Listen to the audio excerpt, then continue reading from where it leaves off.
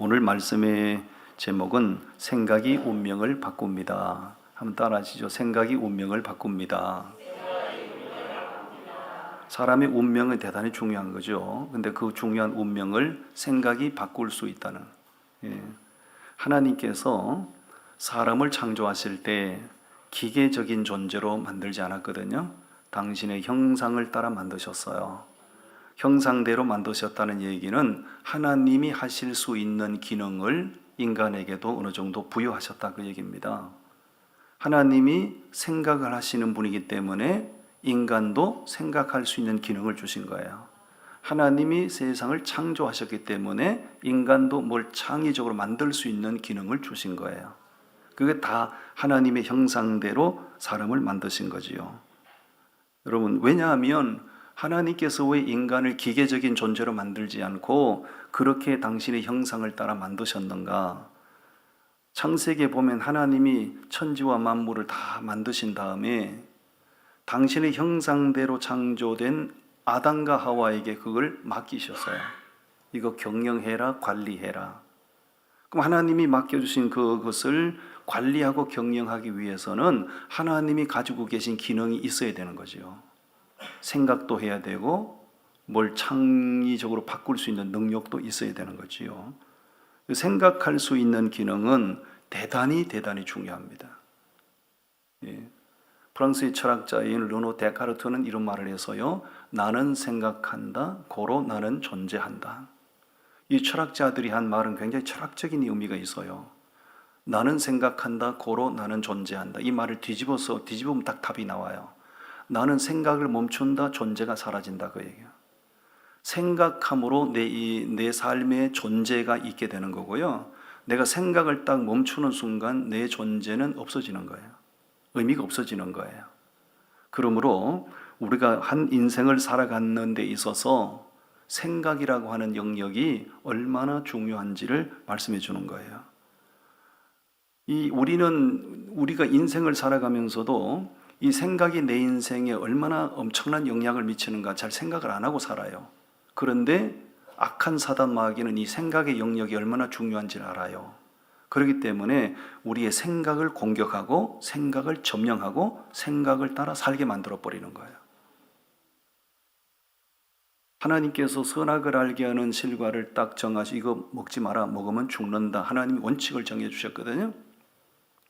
그런데 사단 마귀가 접근해서 뭐라고 말해요? 먹어도 죽지 않는다. 먹으면 너도 하나님처럼 될 수 있다. 생각을 혼란케 만드는 거죠. 생각이 딱 지배를 받고 나니까요. 그 선악과를 바라보는 순간 보암직도 하고 먹음직도 하고 탐스럽게 할 만큼 너무 아름다워 보이는 거예요. 그러니까 따먹는 거예요. 그냥 따먹은 게 아니고 따먹기 전에 따먹는 행동이잖아요. 그 행동, 따먹는 행동을 하기 전에 뭐가 먼저 지배를 받은 거죠? 생각이 지배를 받은 거예요. 그래서 생각이라고 하는 거는 대단히 중요한 거예요. 그래서 생각이 뭘 바꿔요? 운명을 바꿉니다. 아멘. 그러므로 우리는 생각하지 말아야 될 생각을 하면 안 되는 거, 필요한 생각을 많이 하고 살아야 되는데요. 오늘 첫 번째 주제를 띄워드립니다. 첫 번째 주제를 보십시오. 무슨 생각을 품고 살아라고요? 그렇습니다. 절대로 부정적인 생각에 지배를 받으면 안 돼요. 긍정적인 생각을 품고 사셔야 돼요. 오늘 본문 가운데 7절인데 우리 함께 다 같이 읽어봅니다. 7절 시작. 대저 그 마음의 생각이 어떠하면 그 위인도 그러한즉 됐습니다. 대저 그 마음의 생각이 어떠하면 그 위인도 그러한즉. 다시 말하면 사람은 생각 이상의 존재가 될 수 없다 그 얘기입니다. 좀 다르게 표현하면 부정적인 생각에 사로잡힌 사람은 부정적인 사람이 되는 거예요. 긍정적인 생각에 사로잡힌 사람은 긍정적인 말을 하고 긍정적인 행동을 하는 거예요. 그 마음의 생각이 어떠하면 그 인생도 그렇게 되는 거예요. 생각이 대단히 중요하다는 거예요. 여러분, 아주 소극적인 생각을 가진 사람이 적극적인 행동하는 거 보셨나요?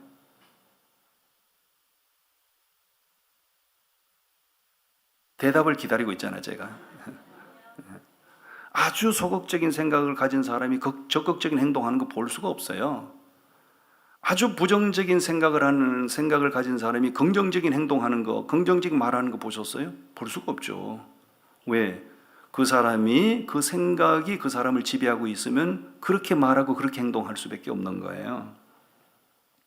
말과 행동은 어디서 나오는 거? 말이 그냥 말이 나오는 게 아니고, 말을 하기 전에 먼저 생각을 통해서 이 말 해야 되겠다 생각을 통해서 그 말을 하는 거예요. 행동을 그냥 하는가요? 아니죠. 행동하기 전에 먼저 뭘 해요? 생각을 하는 거예요. 내가 오른쪽으로 가야지 생각이 들어오는 순간 오른쪽으로 가는 거예요. 내가 이 말을 해야 돼 생각이 들으면 그 말을 하는 거예요. 말과 행동은 먼저 생각이 그 사람을 작동시키는 거예요. 예, 대단히 중요하지요. 대화 중에 대화를 몇 마디 나눠보면 늘 부정적인 말하는 사람이 있어요. 그러면 그 사람 속에는 무슨 생각이 그 사람을 지배하고 있는 거죠? 부정적인 생각이 온통 그 사람을 지배하고 있다는 거예요. 근데 어떤 사람들 만나 대화를 나눠보면 늘 생산적인 말을 하고 긍정적인 말을 하거든요. 그럼 그 사람은 긍정적인 생각이 그 사람을 지배하고 있다는 얘기입니다. 생각은 대단히 중요한 거예요. 생각이 왜 중요한가? 생각하는 대로 말하고 생각하는 대로 행동하고, 생각하는 대로 말하고 행동하면 그 사람의 운명이, 그 사람의 인생이 그렇게 이루어져 가는 거예요. 생각이 중요합니다. 할렐루야. 아멘. 여러분, 남미에 가면 남북으로 길게 뻗은 나라가 있어요. 칠레란 나라입니다. 칠레는 남북의 거리가 얼마나 되냐 하면요, 4,270km예요. 감이 잘 안 잡히시죠? 서울에서 부산까지가 430km거든요. 그러면 10배 정도 된다는 얘기예요. 남북이 4,270km인데요. 그 칠레와 거의 3분의 2 국경을 접하고 있는 나라가 아르헨티나입니다. 한 4,000km 정도는 아르헨티나와 칠레가 국경을 이제 마주대하고 있는 거예요. 그러다 보니까 옛날에는 칠레와 아르헨티나가 계속 국경 분쟁을 일삼은 거예요. 내 땅이다, 네 땅이다. 엄청났어요, 국경 분쟁이요. 근데 칠레도 캐톨릭 국가고 아르헨티나도 캐톨릭 국가예요. 두 나라가 서로 국경 분쟁을 벌이다 보니 너무 소모적이고 너무 혼란스럽잖아요. 그래서 그 당시에 바티칸 성당의 교황이 누구냐면 레오 13세 교황이었어요. 교황이 중재를 나선 거예요. 왜 캐톨릭 국가인데 서로 국경 분쟁을 벌이는가? 화해해라. 예, 이제는 분쟁하지 말라. 그래서 두 나라가 극적으로 이제 합의를 본 거예요. 우리 서로 이제 분쟁하지 말자. 합의를 보고 기념으로 그 해발 3,800 고지에다가 예수상을 세운 거예요. 지금 보여드리고 있습니다. 저희가 해발 3,800m 산악지대입니다. 해발 3,800은 대단히 높은 거예요. 저희도 예수상을 세운 거예요. 야, 이제 우리 서로 하나님을 믿는 나라로서 국경 분쟁하지 말고 우리 이제 사이좋게 지내자. 기념으로 세운 거 아닙니까? 여기까지는 아주 좋았어요. 근데 저 예수상을 세워놨을 때 칠레의 한 야당 정치인이 대국민 선동을 하기 시작을 했어요. 뭐라고 선동했냐? 칠레 국민 여러분, 예수상을 한번 보십시오. 예수상이 아르헨티나를 향해서 손을 들고 있지 않습니까? 우리 칠레를 등진 겁니다. 막 선동을 하는 겁니다. 그 유력한 정치인이 그렇게 말을 하고 그렇게 선동을 하니 국민들이, 생각이 짧은 국민들이 막 선동이 되는 겁니다. 그 말을 듣고 선동돼서 보니까 진짜 그렇거든요. 야, 이거 예수상이 우리 칠레를 향해서 손 들고 있어야 되지 왜 저 아르헨티나를 향해 손 들고 있냐고. 우리 이 아르헨티나를 완전히 등진 거네. 그래서 칠레가 막 사회적으로 막 혼란이 일어납니다. 그때 유력한 일간지의 편집장이 신문에다가 기고문을 실었어요. 칠레 국민 여러분, 나도 칠레 국민인데 나는 저 예수상을 그렇게 생각하지 않습니다. 예수상을 보면 칠레에서 아르헨티나를 향해 손을 들고 있는 것은 맞지만 우리는 오히려 자긍심을 가져야 합니다. 왜?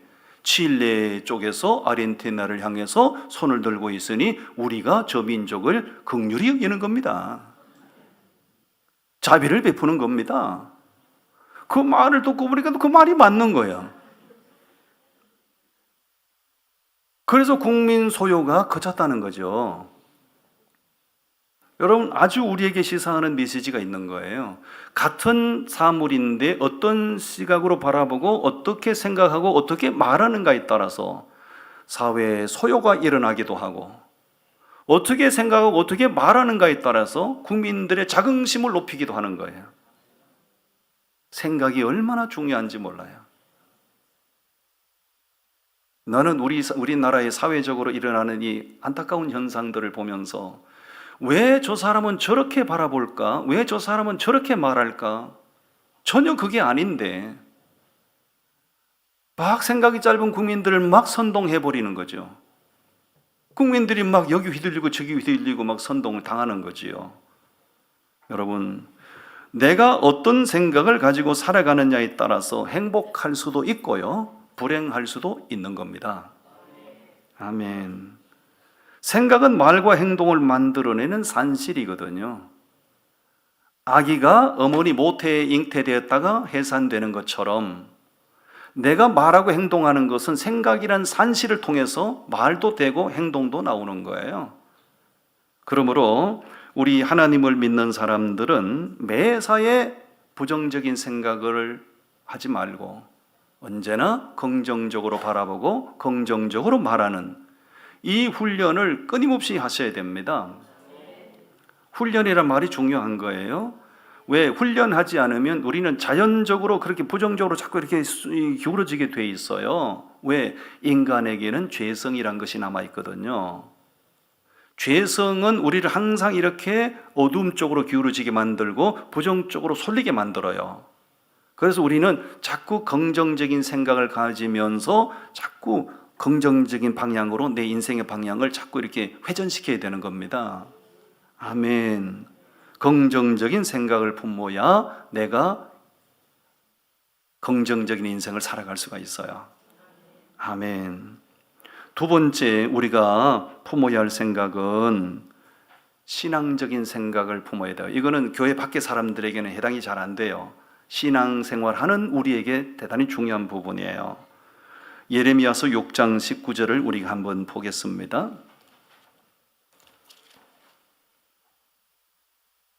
예레미야서 6장 19절 말씀 우리 같이 봉독합니다. 시작. 땅이여 들으라. 내가 이 백성에게 재앙을 내리리니 이것이 그들의 생각의 결과라. 그들이 내 말을 듣지 아니하며 내 율법을 거절하였음이니라. 아멘. 저를 봐주세요. 예레미야 선지자가 이 유다 나라가, 하나님의 선택받은 유다 나라가 바벨론 제국의 침략을 받아가 나라가 완전히 패망을 당하는 거예요. 그렇게 되리라고 하나님은 예레미야 선지자에게 미리 알려주셨어요. 그래서 예레미야 선지자는 매일 눈물을 흘리면서 유다 백성들에게 회개하고 돌아오십시오. 하나님 말씀 들어야 삽니다. 하나님 말씀 들어야 민족이 삽니다. 계속해서 눈물로 호소하고 다녔지만 백성들이 예레미야가 전하는 하나님의 말씀을 듣지 않아요. 읽은 말씀의 끝에 보세요. 19절에 뭐라고 되어 있어요? 그들이 내 말을 들었대요, 안 들었대요? 그들이 내 말을 듣지 아니하면 내 율법을 뭐 했다고요? 거절했다. 죽으라고 하나님 말씀 듣지 않는 겁니다. My way. 당신 떠들고 다니지 마세요. 당신 외치는 소리가 귀에 거슬린다고요. 예레미야 선지자가 오죽하면 눈물로 메시지를 전하고 다녀서 그 시대에 그에게 붙여준 별명이 눈물의 선지자라는 별명을 붙여준 거 아니에요. 그가 전하는 말씀은 그의 말이 아니라 하나님의 말씀이었거든요. 그렇게 살면 망합니다. 그렇게 살면 후회합니다. 그렇게 살면 가슴을 치며 애통할 거예요 라고 했지만 예레미야가 쓸데없는 소리 하는 것처럼 예레미야를 핍박하고 미친 사람 취급하고 결국은 주전 586년에 바벨론 군대의 침략을 통해서 유다 나라가 깨끗이 패망을 해요. 다시 읽은 말씀 다시 보십시오. 땅이여 들어라, 내가 이 백성에게 재앙을 내리리니. 그 재앙이 왜 내려진 거? 이것이 그들의 뭐요? 생각의 결과라. 하나님의 말씀을 하나님의 말씀으로 받아들였으면 그들이 패망하는 일이 없을 텐데, 하나님의 말씀을 외쳐도 그들이 거절하고 외면하고 불순종하고 온통 부정적인 생각, 거절감으로 가득 찼던 거예요. 그리고 그 패망은 생각의 결과라는 거죠. 하나님을 의지하는 신앙은 우리의 삶에 절대적인 영향이 있습니다. 불신앙적인 생각을 따라서 불신앙적인 삶을 살면 그 사람은 그 불신앙적인 삶의 결과 비참하게 되는 거죠. 하나님의 말씀을 듣고 신앙적인 생각을 따라 살면 그 삶이 세워지는 겁니다. 하나님을 믿는 사람들은 하나님의 말씀에 대한 거절감 이런 거 조심하셔야 돼요. 저거는 저 사람이 하는 소리겠지. 듣기 싫어하거나 귀찮아하거나 그건 거절감이거든요. 거절감이 우리를 지배하지 못하도록 항상 생각을 관리하셔야 돼요. 요즘은 부부가 함께 직장 생활하는 맞벌이하는 부부가 많잖아요. 아내 되신 분도 아침에 출근해서 저녁에 퇴근해서 오고 남편도 출근해서 저녁에 퇴근해서 오는 거예요. 만약에 예를 들어서 남편이 하루 쉬는 날이에요. 집에 있는 거예요. 아내가 출근해서 일터에 하루 종일 수고하고 저녁에 지친 몸으로 들어왔어요. 그러면 남편으로서 최소한도 뭘 어떻게 해야 됩니까? 나는 오늘 쉬는데 아내가 오늘 출근해서 얼마나 고생하는가. 그래서 청소도 좀 해놓고 널브러진 거 정리도 좀 해놓고 이왕이면 밥도 좀 해놓고 밥상까지는 요구하지 않지. 그러게 이러고 지친 아내가 들어오면 아유 여보 오늘 나는 쉬었는데 당신 오늘 참 수고 많았네. 당신 수고를 들어주느라고 내가 청소도 이렇게 했다고 밥통에 밥도 해놨다고. 그럼 아내가 얼마나 기분이 좋겠어요. 기분 안 좋습니까? 좋지요. 그러면 그 남편에 대해서 무한 신뢰, 무한 존경, 무한 사랑이 가는 거잖아요. 실제로 이런 일이 있었어요. 남편이 오전 근무하고 일찍 퇴근해서 집에 오후 내내 쉬었어요. 아내가 아침에 출근해서 저녁에 지친 몸으로 퇴근했어요. 아내가 신발을 이제 출입문 열고 들어와 보니 남편이 소파에 삐딱하게 자빠져가지고 TV를 리모컨으로 돌리면서 아내가 신발을 벗자마자 여보 커피 한 잔만 타줘. 그러니까 아내가 순간 혈압이 팍 오른 거죠. 니는 손모가지가 없나? 니는 물도 끓일 줄 모르나? 말하고 싶었지만 말을 안 한 거예요. 왜 말을 안 했는가? 지나간 주일날 설교 말씀이 아내들이여 남편에게 복종하라 죽게 하듯하라. 지난 주일날 설교 들은 게 생각이 나는 거죠. 아니 당신이 한나절 내내 집에 편하게 쉬었으면 커피를 먹고 싶으면 당신이 물그릇에서 다 먹던가 아니면 타다가 수고해서 여보 커피 한 잔 드세요 이렇게 하던가 그래야 되는 거 아닙니까?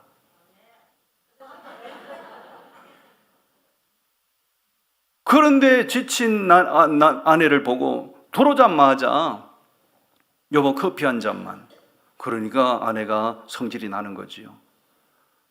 인간적으로는 그냥 막 험한 말이 나가고 싶은데 자기 감정, 자기 생각을 다스리는 거. 왜? 주일날 들었던 하나님의 말씀 때문에. 아내들이여 자기 남편에게 복종하라. 거기서 더 나가서 누구께 하듯하라고요? 주님께 하듯하라.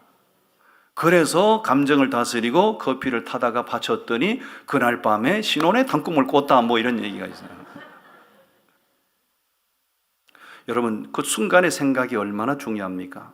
만약에 그 순간 욱하는 감정을 다스리지 못하고 생각의 충동을 따라 바로 험한 말을 내뱉으면 그것이 부부간의 감정 대립이 되고 그것이 부부싸움이 되고 가정 분위기는 엉망진창이 되는 거잖아요. 그 아내처럼 행동하는 것이 신앙적인 생각에 지배를 받는 거예요. 아멘. 여러분 생각의 차이에 따라서 가정의 분위기가 험악해질 수도 있고, 생각에 따라서 가정의 분위기가 화목해질 수도 있는 거예요. 우리는 하나님을 믿는 사람들이기 때문에 자기 감정에 따라서 말하고 행동하면 안 되고, 하나님이 이럴 때는 하나님이 어떻게 하라고 하셨지?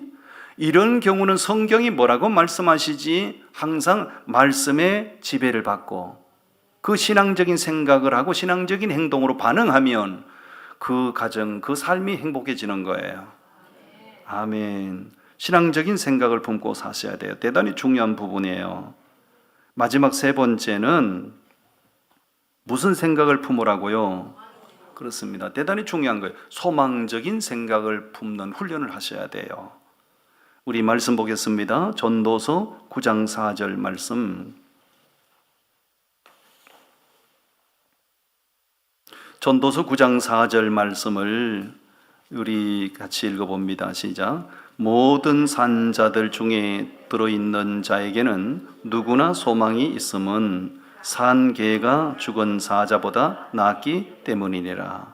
거기 말씀해 보면 산 개 죽은 사자라는 표현이 나와요. 개도 살아있고 사자도 살아있으면 개와 사자는 상대가 안 되죠. 상대가 안 됩니다. 사자가 강합니다. 근데 문제는 개는 살아있는데 사자는 죽었어요. 그럼 죽은 사자가 나은가요? 살아있는 개가 나은가요? 그렇습니다. 이 전도서는 솔로몬이 쓴 책인데, 솔로몬이 그 문맥을 보면, 그러면 산 개는 뭐고 죽은 사자는 뭐냐? 인생을 소망 없이, 내일에 대한 꿈이 없이 마구잡이로 살아가는 사람을 죽은 사자로 표현하는 거예요. 근데 내가 오늘 비록 힘든 삶을 살고 있지만 내일에 대한 꿈이 있고 내일에 대한 희망과 소망이 있는 그 소망을 품고 살아가는 사람을 산 개로 표현한 거예요. 개로 표현해서 뭔가 좀 이상하긴 한데, 그렇죠. 여러분, 죽은 사자보다는 살아있는 개가 훨씬 낫죠. 여러분, 세상에서 가난하게 사는 사람이 불행한 사람이 아니에요. 병석에 있는 사람이 불행한 사람이 아니에요. 세상에서 천하없이 불행한 사람이 누구예요? 꿈과 소망 없이 살아가는 사람이 불행한 사람이에요. 내일에 대한 희망이 없는 거예요. 오늘 전부 다를 보고 막 속단해서 절망하고 좌절해버리고 이런 사람이 불행한 거예요. 저는 창세기에서 요셉이 팔려가는 그 내용을 많이 묵상을 했어요. 요셉이가 어린 나이에 팔려가거든요. 이집트로 팔려가요. 노예 한 사람 값에 팔려가잖아요. 자기 형제들이 그렇게 팔아먹었다고요. 팔려가고 누명 쓰고 감옥 가고 억울하기 짝이 없는 거예요. 그 세월이 굉장히 긴 세월이에요. 그런데 요셉이의 그 불행한 행적을 쭉 읽으면서 참 이상한 점이 있어요. 요셉이가 왜 성질낸 적이 없지? 자기 형제들 원망한 적이 없지? 누명 쓰고 감옥 가는데 자기를 혐의 뒤집어씌워서 감옥에 보낸 그 여자를 왜 원망도 안 했지? 요셉이 그런 억울한 일을 당하면서 원망하는 걸 보셨나요? 성경이 없어요. 그래서 그 부분에 착안을 해서 요셉의 인생을 제가 묵상을 한 거예요. 묵상하다 보니 답이 딱 나오는 거예요. 그렇게 험한 인생을 우여곡절을 겪으면서도 요셉이 왜 그렇게 좌절하지 않았지? 그의 가슴 속에 하나님이 꾸게 하신 꿈이 있었기 때문이에요. 그가 어릴 때 하나님께서 그로 하여금 꿈을 꾸게 하셨어요. 형제들 곡식단이 자기 곡식단을 향해서 절을 하고, 형제들의 별이 자기 별을 향해서 절을 하게 하고, 그건 하나님이 꾸게 하신 꿈이거든요. 하나님께서 그 꿈을 통해서 너의 인생이 앞으로 이런 과정을 통해서 그렇게 될 거야 하는 보여주신 거예요. 요셉이는 그때 그 꿈을 꾸고 나서 그 꿈을 가슴 속에 잉태하고 품은 거예요. 내가 어떤 우여곡절을 당하고 내가 어떤 어려움을 당해도 하나님은 나를 이렇게 하실 거야 라는 확신이 있는 거예요. 그러니까 좌절하지 않는 겁니다. 욥도 마찬가지죠. 욥이란 사람도 그렇게 욥이 자기 비참한 현실, 자기 비참한 자신을 가리켜서 나는 무덤에 내려가는 자와 같습니다 라고 말해요. 그 죽은 자나 마찬가지다 그 얘기죠. 근데 욥이 절망을 안 해요. 좌절 안 해요. 왜? 나의 가는 길을 오직 그가 아시나니 그가 나를 단련하신 후에는 정금같이 나오리라. 꿈이 있는 거예요. 꿈. 오늘 망한 자처럼 되고 오늘 내 인생이 무너졌고 오늘 내 인생이 끝난 것 같지만 이게 끝이 아니고 하나님께서 내일에 대한 내 인생에 하나님의 새로운 설계가 있어 나는 그걸 믿어 라고 하는 꿈이 있는 거예요. 내일에 대한 희망과 소망과 확신이 있기 때문에 욥은 절대로 좌절하지 않아요. 저는 이런 말씀들을 묵상하면서 너무 큰 은혜가 되고 너무 큰 도전이 되는 거예요. 성공의 아이콘으로 불리는 분 중에 한 분이 미국의 데일 카네기라는 사람이거든요. 이분입니다. 성공의 아이콘이죠. 이 사람은 철강 사업을 해서 억만장자 반열에 올랐던 사람이에요. 이 사람이 쓴 책은 정말로 귀한 책들이에요. 주옥 같은 내용들이 많이 있어요. 데일 카네기의 인간관계론이라든지 이런 책을 읽어보면 정말로 감동이 돼요. 이 사람이 처음부터 이렇게 잘된 사람은 아니었거든요. 데일 카네기의 철강왕으로 억만장자가 됐는데 얼마나 그 회사가 엄청납니까? 그 회장실이 얼마나 어리어리합니까? 근데 그의 그 데일 카네기 회장실에는 전혀 어울리지 않는 낡은 그림 하나가 걸려 있거든요. 그 그림이 뭐냐면 바로 이 그림입니다. 완전히 낡아서 폐선 직전에 있는 낡은 나룻배의 그림이에요. 이 그림을 데일 카네기가 자기 회장실 벽에다 딱 걸어놓게 된 이유가 있어요. 그가 28살이 됐을 때 앞길이 막막하고 그냥 희망 없는 직장에 중소기업에 들어가서 영업사원으로 이제 뛰어다니는 거예요. 이 회사도 가고 저 회사도 찾아가고 물건 파는 거잖아요. 영업사원이 힘들죠. 어느 날 거래처에 회장님실에 딱 들어갔더니 그 회장님실이 뭐 어리어리한데 저 그림이 딱 걸려 있는 거예요. 회장님실하고 저 그림이 어울리지 않는 거죠. 그래서 카네기가 궁금해서 그림 밑에 딱 가서 보니 이런 글귀가 적혀 있는 거예요. 반드시 밀물의 때는 온다. 따라합니다. 반드시 밀물의 때는 온다. 내일에 대한 희망을 전해주는 메시지잖아. 반드시 내 밀물의 때. 배가 저렇게 폐선 직전에 낡아서 처박혀 있지만 밀물이 밀려오면 저 배도 바다를 향해서 나갈 수 있다 그 얘기잖아요. 그래서 카네기가 그 회장님실을 방문하고 돌아서 나올 때 택도 없는 말을 회장님한테 던진 거예요. 그때 카네기가 28살 때입니다. 회장님, 혹시 은퇴를 하시거나 혹시 돌아가실 때가 되면 저 그림을 나한테 주세요. 택도 없는 말이죠. 툭 던지고 왔는데 진짜로 그 회장님이요 그 그림을 떼가지고요 데일 카네기한테 보내준 거예요. 카네기는 그때부터 그림을 받아가지고요 그 회장님처럼요 자기 사무실에 뒤에다 딱 걸어놓고 계속해서 마인드 컨트롤 하는 겁니다. 반드시 내 인생에도 밀물의 때는 온다.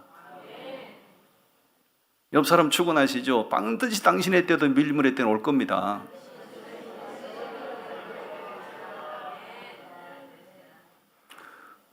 그는 그 그림을 접한 순간부터 지금은 비록 영업사원으로 뛰고 있고 지금은 정말 힘겨운 하루하루를 살고 있지만 내 인생에도 반드시 밀물의 때는 온다는 소망을 품고 계속해서 포기하지 않고 전진하는 삶을 살아요. 그러다가 결국은 그가 강철 사업을 통해서 억만장자가 되잖아요. 그가 대성공을 했을 때 많은 이들이 물었습니다. 당신의 성공의 비결이 무엇입니까? 당신이 성공한 비결이 무엇입니까? 라고 물었을 때 그의 대답은 간단 명료했어요. 내가 오늘 이렇게 성공할 수 있었던 것은 반드시 내 인생의 밀물의 때는 온다는 소망적인 생각을 품었기 때문입니다. 그거는 그에게 그림을 건네준 그 회장님에게나 카네기에게만 적용되는 말씀이 아니고요. 저의 목회 사역에도 적용되는 말이고 여러분 한 분 한 분에게도 다 적용되는 필요한 말인 줄로 믿습니다. 아주 부정적인 생각 다 몰아내시고요. 여러분 마인드 컨트롤, 마음 관리, 생각 관리 잘 하셔서 언제나 긍정적인 생각, 언제나 신앙적인 생각, 언제나 내일의 꿈을 꾸고 소망적인 생각을 가지고 살면 하나님께서 우리의 삶을 보다도 아름답고 행복한 인생으로 인도하실 줄로 믿습니다. 기도하겠습니다. 하나님 감사합니다.